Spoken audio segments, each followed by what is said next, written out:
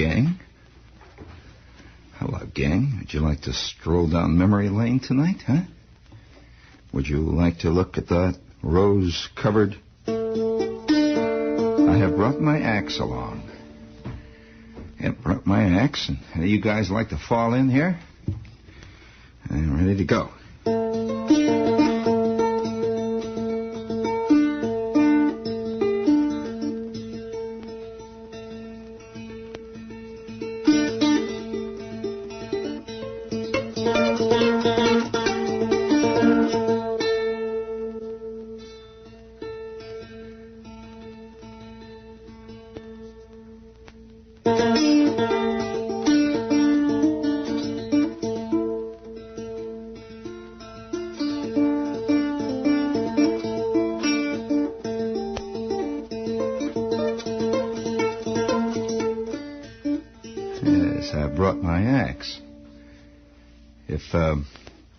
There are any other requests out there, we'd be glad to honor them.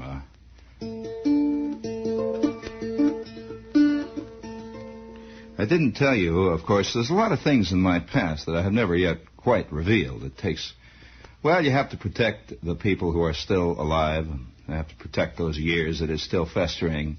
You have to be careful about those old clinkers that grew down in the bottom of the cellar of time.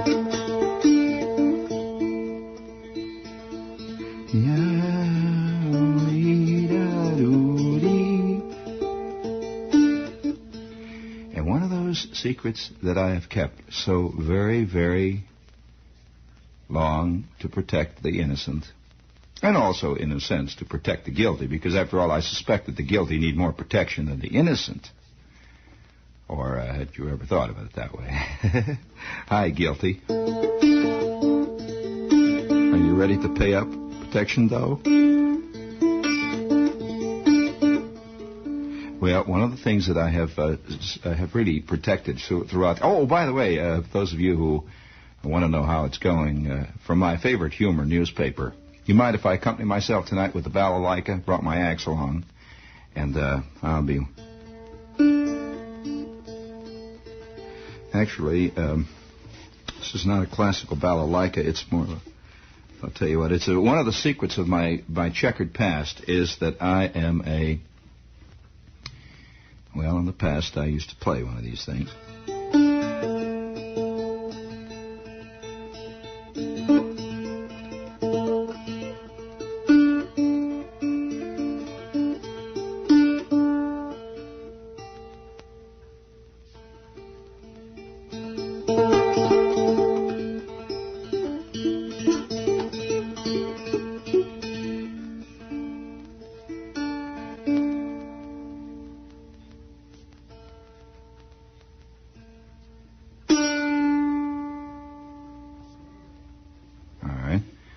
If you'd like to hear a little more, all it takes is just a little nudge, and I'm telling you, I'm going. Seriously, you want to hear a little more of that, Eddie? Do you like that? All right. From my favorite newspaper, which is that is actually my favorite humor newspaper, although I don't know many newspapers that aren't humor newspapers these days. From my favorite humor newspaper, which is thought it was the Village Voice, didn't you? Ha.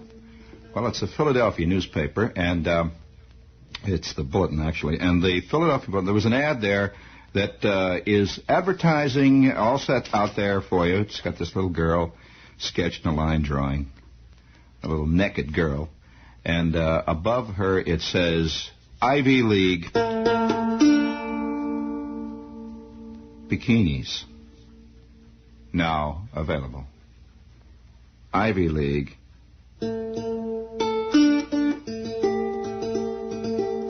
bikinis now available. Oh, we're filing that in the decline and fall department of our vast trivia file. There are other things to be reported in that department. And since it's very early on a Thursday night and the moon is lowering, oh boy, did you look at that moon out there?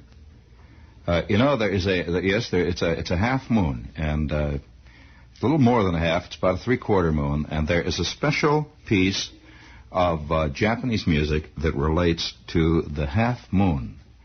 And if I would be encouraged enough, just by one small hand clap, I will play for you a beautiful piece of music, which is an evocation, poetic evocation of the half moon. And to give you, it's the three-quarter moon. And it's the moon about to emerge from adolescence into full adulthood. It's really a parallel upon the life of a person, just a guy walking around scratching, and a little person emerging from the chrysalis stage. Now, if you would be interested in hearing this, I'll show you how it opens. Now, look. Here is the opening movement, which is the moon rising over Mount Fujiyama. The moon, however, in this case, is different than it has been up to now. The moon has been a mere infant. You see, the moon in much of Japanese poetry is looked upon as a person going through all the phases of non-existence, and that is called the dark of the moon. And then the moon is born, and there is a tiny sliver of moon. It sounds like this.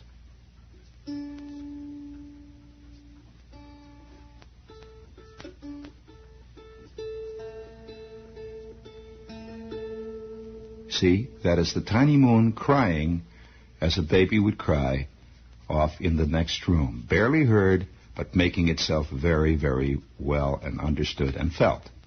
Now, that is the first or the opening movement of the moon poem, played for koto. Now, in the second movement, the baby, now listen carefully, the baby has begun to enter young, lusty childhood. The baby is a very different thing now. Here, the opening movement.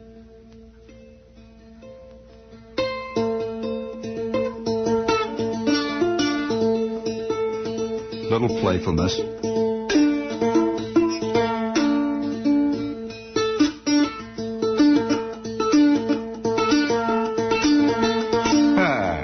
He has just broken his toy. And you know, yes, the touch, no, really, the touch of dissonance there of a young child unhappy with the breaking of a toy. However, the important thing to recognize here is the child does not yet know true unhappiness nor true happiness, which only comes with the years and with experience. And now the child is entering, and this is the moon that we have now.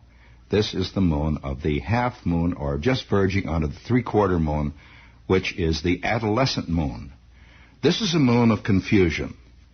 This is a moon that has sensed something in the air, but is not yet sure what it is. It is a moon of fear, and yet a moon of absolute confidence, albeit somewhat false. This is the adolescent moon. Enters stage with shout. As you notice, the moon is quite bright tonight.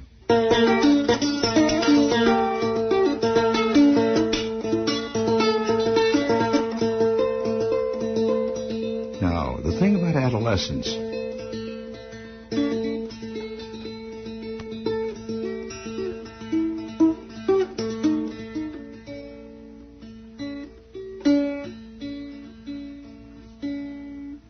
is that this is the beginnings of poetry, and yet the poetry is somewhat callow. It is somewhat sentimental and over-idealized. The idealization in this case, as is always the case with adolescents everywhere, the idealization of self.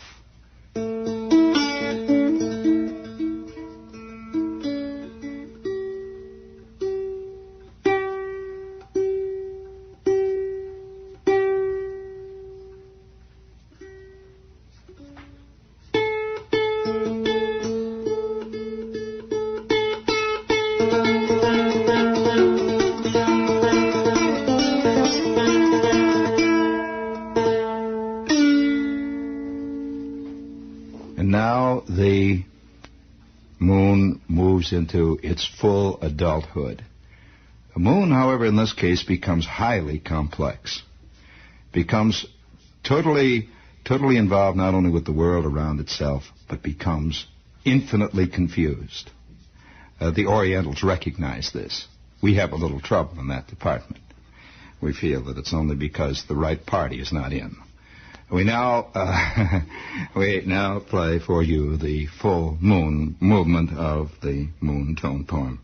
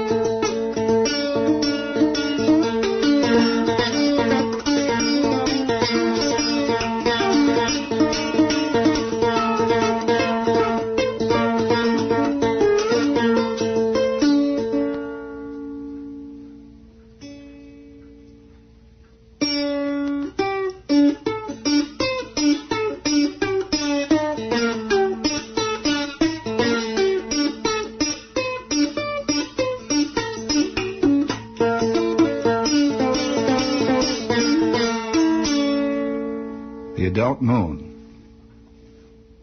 Now the moon of old age, the dying moon, but the moon with knowledge of not what it was all about, but the knowledge of an approaching end. Now the moon sings of the days of gold. And incidentally, there is a very close parallel in this movement with the early moon of childhood.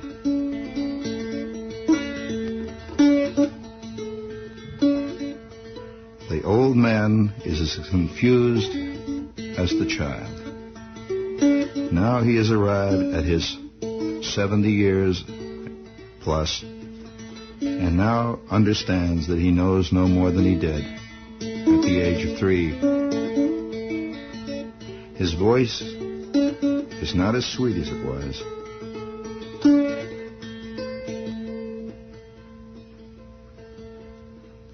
but infinitely sadder.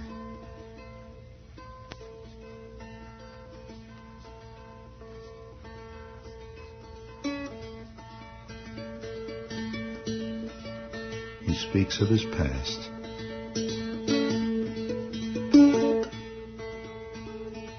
Moment of excitement.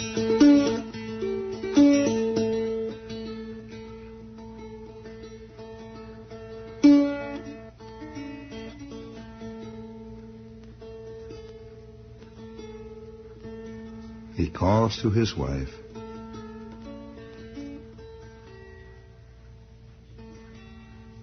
The sun. She answers.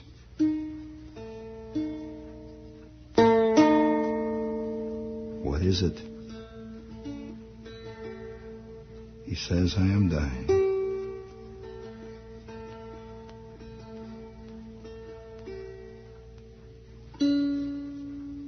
And so he does. It is now night, and the dark of the moon. But just as he dies, we hear the faint echo. Something is crying in the next room. Just faintly crying in the next room. What is it? Ah, a young voice. Calling for attention. A child has been born.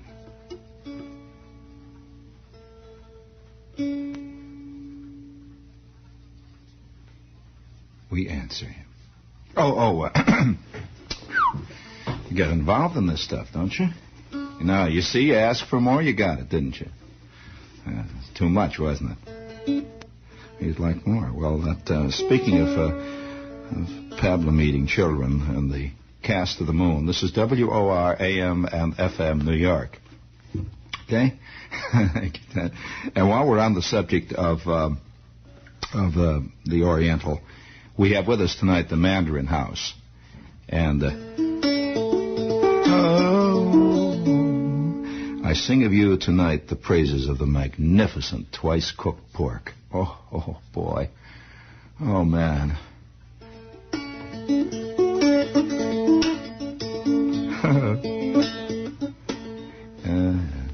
I am singing you tonight of the magnificence of the highly intricate and complex Chinese cuisine. And if you have never tasted twice-cooked, believe me, the Chinese phrase for it is highly intricate and complex and describes totally the dish. The rough translation, which is a very bad one, is twice-cooked pork. This is a Mandarin dish. One thing I would like to suggest you do. If you go uptown to Mandarin East on 2nd Avenue, just north of 57th Street, ask them for tiny, sweet spare ribs to begin your meal. They're tiny. They're about a quarter or maybe about a half-inch long yet. Little tiny things. Unbelievable. And ask Dave there, who is the man in charge, or Mrs. Quo if she's there, ask them for the dish that I discussed on the air called twice-cooked pork. Believe me, if this doesn't glaze your eyeballs, you got gland problems. I would suggest you see about it. It is incredible. And it is one of the most beautiful little restaurants I've ever been in my life. And all the Oriental art in this restaurant. But one thing, this is one Oriental restaurant that is not decorated with fluorescent lights and Chinese red linoleum seats. you know that kind of thing, like the kitchen floor look. This is a magnificent little restaurant, and all of the Chinese art that you see there, Chinese and Indian art, dates from the 11th, 12th, and 13th centuries and is authentic. Beautiful place, and the prices you couldn't believe. It's on 2nd Avenue, just north of 57th Street, and it's Mandarin East. Great. Now, you see, there's a lot of... Oh, you want to hear... did we get any... No more koto playing. You don't want to hear any more of my... I'll tell you, I've had a secret... I had terrible thing. You get hooked on this like you get hooked on Mary Jane's. Yeah, I got the promo. I'll do a little later, Ted. I don't want to do it. You get hooked on playing certain instruments and making music the way people... did you ever get hooked on peanut butter? Are you aware that in some states peanut butter is illegal? Oh, yeah. Oh, absolutely. Oh, you can get addicted to peanut butter just like the poppy. Oh, it's terrible. Oh. Well, let me tell you, peanut butter, do you know that I went through a peanut butter phase one time where this is an awful thing to have to admit. I was mainlining the stuff. Peanut butter, I was eating peanut butter for every meal and steadily in between meals. And I would lay off the peanut butter at about 11 o'clock at night, and I would wake up about 12:15, tossing restlessly in my sleep, reaching for the jug, that little short, fat bottle that said chunky peanut butter on it, and I would start dipping. Well, I was going through, you know how some guys smoke 3-5 packs a day? I was going through about a case and a half of chunky peanut butter a week. It was just awful. It was terrible. I was laying it on pickles. Oh, I was laying it on everything. It's a awful thing to admit. It's an awful thing to admit. Everything I was eating in those days, I put peanut butter in. Beer. You ever had peanut butter with a little beer mix? Oh, boy, wonderful. Seriously, have you ever had a peanut butter martini? Oh, just incredible, I'll tell you. And all the way up and down the line, I was peanut buttering. Well, do you know that some states have made it illegal because of that? That there was one lady one time they caught in Indianapolis who had been mainlining peanut butter for something like 30 years, and she weighed over 7,000 pounds. 7,000 pounds, and she filled an entire room, just filled it up like a square. And they finally found her. I'll tell you how they caught her. One of her feet began to emerge out of a basement window, just pushing it out. They finally caught her. They broke the house down, and it was one of the reasons where... You want to hear more about... as long as we're on the subject of the moon, did you like our moon cantata? That is not available on recording. No. You heard it here, and you'll not hear it again until I get up the guts again to do it. There's another great one too. There's a lot of funny Oriental music, which you see the Oriental music is not designed particularly to have a tune. It's designed to paint a sound picture. A very different kind of composition than we have, and all Oriental musicians are not really interpreters, but are creators. An Oriental musician is truly a jazz musician in the strictest sense of the word. He does not sit down and play somebody's tune. He will take a classical theme like the moon, or a classical theme such as spring, or the death of a flower, or any one of the great classical themes, and using classical techniques and within a classical frame, using a certain number of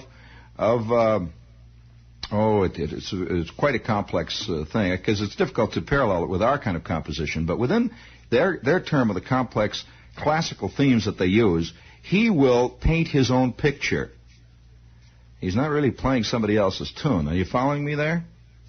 We keep thinking, a musician is going to play Beethoven, what we think of, and really it's Beethoven who painted the picture, and everybody who comes after him who plays it is really just reproducing Beethoven more or less with fidelity. The great stress in Oriental music is not upon the composer, but the player. In Western music, it is upon the composer. We can get into that. It's a long thing. Ivy League bikinis have got me a little worried here tonight. But, speaking of Ivy League bikinis, we have here, coming to WOR TV, a TV promo here, Channel Whoopi, your Saturday night double feature. First, at 7 p.m., the incomparable color and adventure of spectacular theater. Now, there's nothing like a spectacular production where they have 18 million slaves being whipped to death by the Pharaoh on a 7-inch screen in black and white. It's very spectacular, and that's what we're specializing in at 7 p.m. And at 9, the breathless excitement of supernatural theater. And there's hardly anything more scary, believe me, than the sight of a supernatural being appearing out of your 7-inch TV set with a bad sync circuit. Now, every Saturday night, beginning October 5th on WOR TV, Channel 5. I started to tell the story the other night, and I'm afraid I forgot to finish it, and I'm going to have to finish it tonight, just because it's been bugging me, and I didn't tell the story. And it was the time the Taps really made the scene. It's pretty hard, for us just living along here, as we all do, just walking around, scratching, and blowing our nose, and looking at the sky, and listening to Barry Goldwater and other comics and stuff, and watching plays and things. It's pretty difficult for us to know where theatrics. By theatrics, I'm not talking about the theater per se, but I'm talking about the phenomenon of theatrics stop and some actual event occurs. Sometimes theatrics can become an actual event, I suppose. In fact, today it's an interesting kind of thing that's happening, at least interesting to me. This great hang-up suddenly that everybody is showing in vicarious involvement, vicarious experience of one kind or another. The idea of the movie now as a substitute for real experience has become a genuinely fast, rising, and moving phenomenon in our times. It really is. And I suspect that in the next 5 or 10 years, people will begin to write off their lives completely. A man's life is only worth as much as the number and the kind and the type of movies he has seen. That a man will measure his memories as he quietly expires in the last 5 minutes of his life. He will remember the great moments of his past. He will remember a great film that he saw, a great experience he had. He will remember a great play, a great moment where Geraldine Page said that fantastic thing to Rip Torn. And when he is dying and his life flashes before his mind, it's like a guy, he's going down for the third time when he's drowning. All the great movies he's seen will go past and through his mind, because his life will have no memories at all. His life is a thing. He will become merely a vehicle for vicarious experience. He will become like a fountain pen. A fountain pen does not write stories, A fountain pen does not write novels. It just doesn't. A hand takes a hold of it and it begins to write, and one day that pen has written Moby Dick. Well, now, that I suspect will be, in the end, our fate.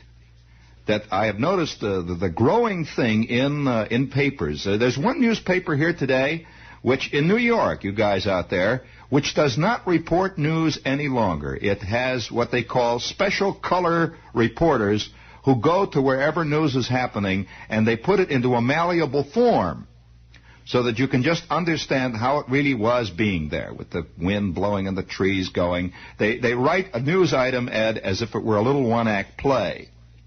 Because all the rest of the newspaper, actually, is really about 95% of it is either ads or columns about showbiz. There are endless columns about what's happening in TV and what's happening in the stage. And these are real experiences to people. I'm sure that as a guy today, there are many kids, I'm sure, particularly, I'd say people roughly under the age of 20, who have had very little experience of their own. That everything they've experienced through a 16-millimeter lens. Or they've experienced it through the eyes of Elia Kazan. Or they've experienced it through Tennessee Williams. Or Patty Chayefsky, or Edward Albee. And in the end, those will be the real experiences for people. They really will. They honestly will. I had a guy one time say this, look me right in the eye, and we were talking about war. And he says, don't you tell me, I know what war is about. The guy's about maybe 17. I said, well, that's very interesting. He says, yes. And I said, well, how do you know? He says, I've read Mailer. I know what war is about. James Jones, I've read James Jones. I never miss combat. And don't think I didn't see The Longest Day. Well, now, he believes that he has actually experienced this thing now. And when it's all over, this battle-scarred veteran, it's too bad that they can't give guys pensions for that. You're a veteran for the one thing and another. And I'm sure that these battle-scarred veterans of the wars of the bedchamber, these battle-scarred veterans of the wars on the Normandy beaches, will, when they go, will count their blessings of memory as great moments in the cinema. Now, about 5 years ago, I did a thing which I happen to have on tape about a slogan which appeared on Broadway. It appeared on 42nd Street and has since become a cliche, but at the time it was just a slogan that appeared over box office windows, where they take the change. It said, get more out of life. See a movie tonight. Well, I thought that was pretty funny at the time, little realizing, of course, that phrase would be echoed and re-echoed time and time again until finally people do believe not only can you get more out of life by seeing a movie, but the feeling really is today among the most hip people that the movie is life. It is life itself. And so you will see that the hipper the person is today, the more he's hung on movies. The slob doesn't go to the movies much, and that's why Hollywood is having trouble. You will see lined up outside of any one of the art houses, you will see at least 5,000 penitents on any given night. If Peter Sellers is there or Ingmar Bergman is there living it for them, they're lined up. And in one hand they got their copy of The Village Voice, in the other hand they got their copy of Q, and wrapped up in their purse is a copy of The Realist. And everybody, they're living life, and they're living it very hard every night through the eyes of Antonini, or Jacopetti, and Mondocane, Jacopetti. It's looking at life real. And it's a wonderful thing. And to find that we've come full circle today, wherein a paper which started out to be an intellectual paper, there is an essay, and a very serious essay today. The paper is The Voice in this case, in case you're interested in source material. There is an essay in the current Village Voice, denouncing thought. It denounces thought as the last refuge of the scoundrel. It denounces logic as the last big cop-out. What you should have is passion, and passion itself has replaced logic. And passion has its own logic, and it's a that's all part of that same phenomenon of living totally, almost completely vicariously. Now, just like the fairy tales of old, the old mini-singer sitting around in the baronial hall, where the sound of dogs yapping and the sound of the Duke belting down 7 pounds of horse meat as he gets ready to knock down a half a gallon of mead. The mini-singer and the storyteller before him did pretty much the same thing. He described a life that never was. He told long, fanciful tales. But the difference, of course, between the mini-singer and the Duke and the Lord at that time is that the Lord never pretended at any moment, as far as we know, that the mini-singer was producing real life for him. He just sat there, and once in a while he'd throw a bone at him or kick him in a soft spot, and that was about the end of it. But he never once said, the mini-singer is telling me what life is really about. Because there it was all around him. He didn't have to be told what it was about. But today, of course, that we've come a long way since that, and we know now today that life is not what you're living in the Grand Concourse. We know that. We know that life is not what you're living out there in the Bronx and out there in Staten Island and Darien. It's the life that is being lived between those 35-millimeter frames that's the real thing. I wonder how many people are going to go to Rome this year and are going to be thoroughly disappointed to find that La Dolce Vita existed only on film. And of course they'll find out now, and it'll finally come to them that what they should do is live in the film. They should spend their time watching Rome through films. Don't go to Rome. That's a real drag. Watch it in film. There is another essay in the same issue of The Voice about this girl writing, and she's very teed off about Paris. Well, I'll tell you why she's teed off about Paris. For over 25 years, most Americans have been influenced by movies about Paris, not real Paris. And even when a guy did go to the real Paris, he would fight like mad to try to find the movie version of Paris, if at all. And then when he didn't find it, he felt that it was a failure on his part. He would say, well, and of course he'd grown up with Gene Kelly running through the rain with Audrey Hepburn or Fred Astaire and the rain and singing in the rain and night in Paris, that whole jazz. Well, he never found it when he went there. So he figured that was because he had gland trouble, or his eyes weren't good, or he didn't go to the right neighborhood in Paris.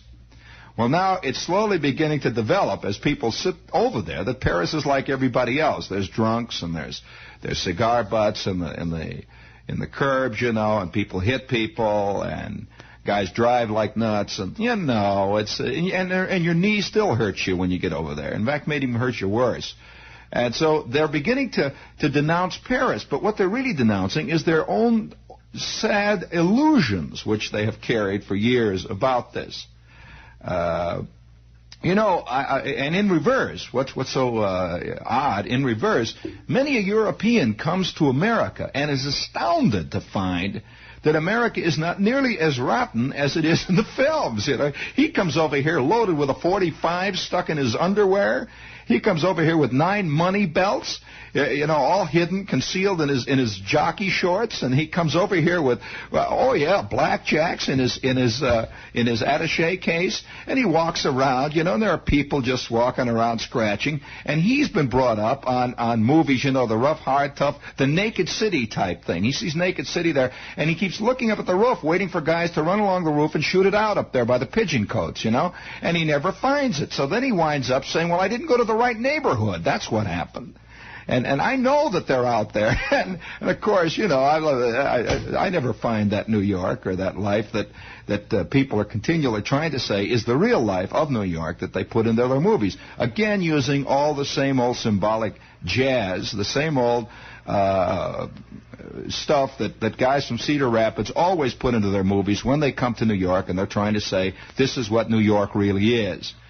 It's like poor Irwin Shaw just discovering Paris and Girls in Love there. There was a beautiful episode in the New Yorker about that. But more and more, I'm wondering how far we're going to go with this carrying of illusion. Now, the reason I'm bringing all this up is a great news item, just a wild news. Listen to this now. There are two news items that make me wonder just where reality stops and where it begins. Of course, because anybody who's ever been in any kind of real historical action knows that the historical action that he has observed rarely comes through the way it really was when he reads about it later.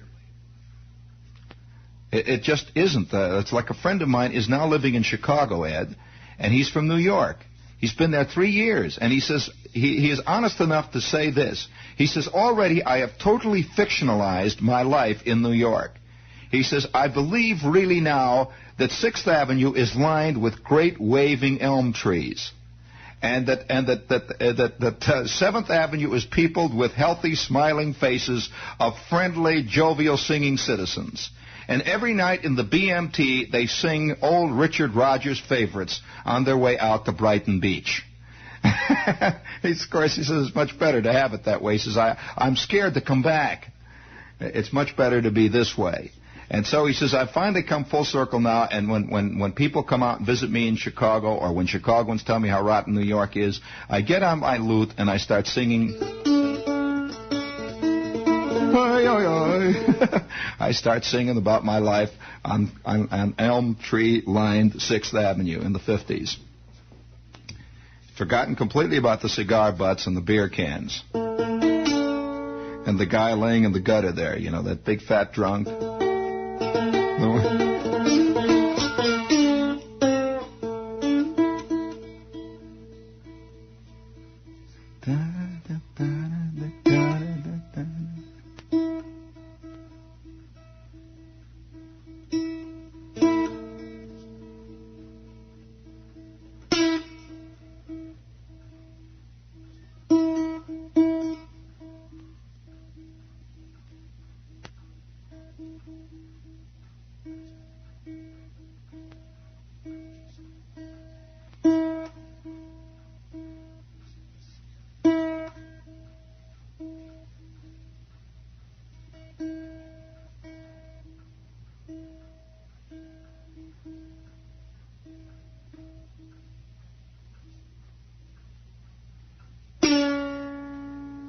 Composition called Persistence of Memory, played on single string. But it is an interesting problem, and one I don't think we'll ever lick totally. And of course, there've been a lot of writers who have talked about this thing for a long, long time.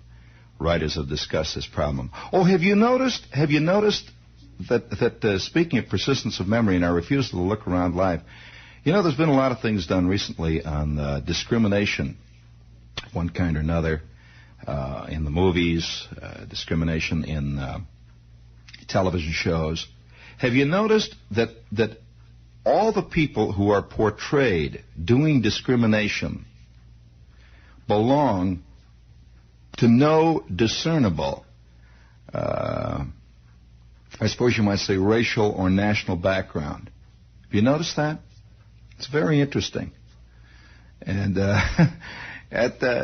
yet all of us know that whenever you portray people of no discernible racial background, you're portraying certain people, and so the only assumption that we can make by watching these shows is that only certain people discriminate. That's an interesting attitude.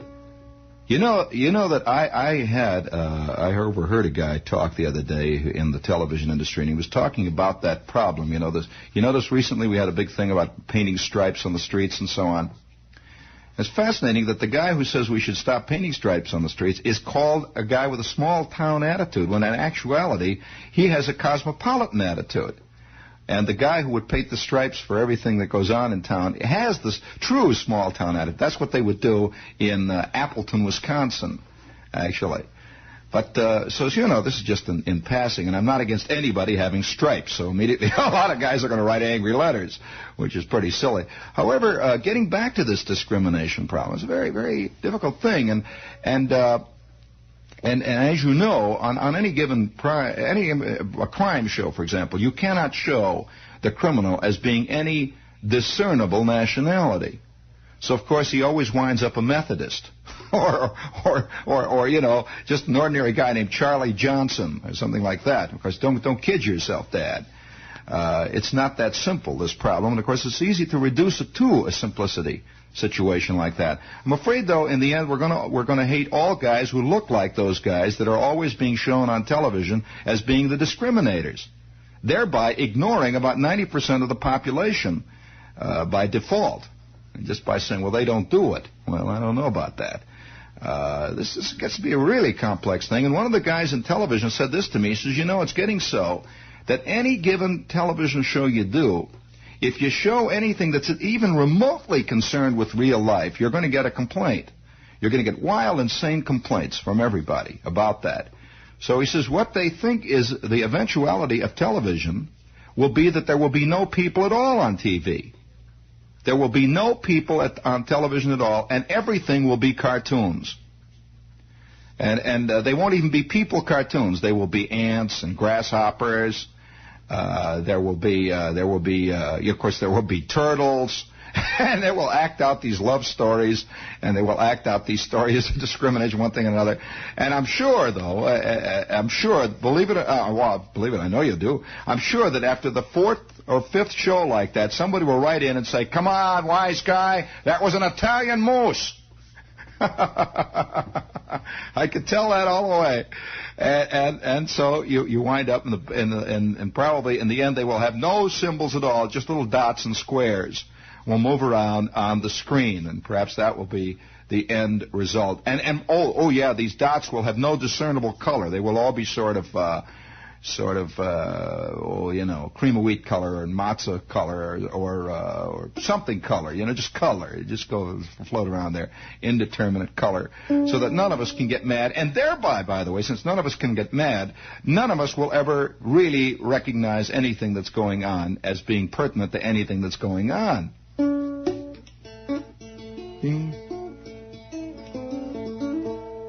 You want to hear Persistence of Memory? Or would you like to hear another one of my wonderful compositions called The Dream? No, we better not play this. It's a little late, and the kids are up, and a lot of things going on. And I have a great composition called Get More Out of Life. Listen to the radio.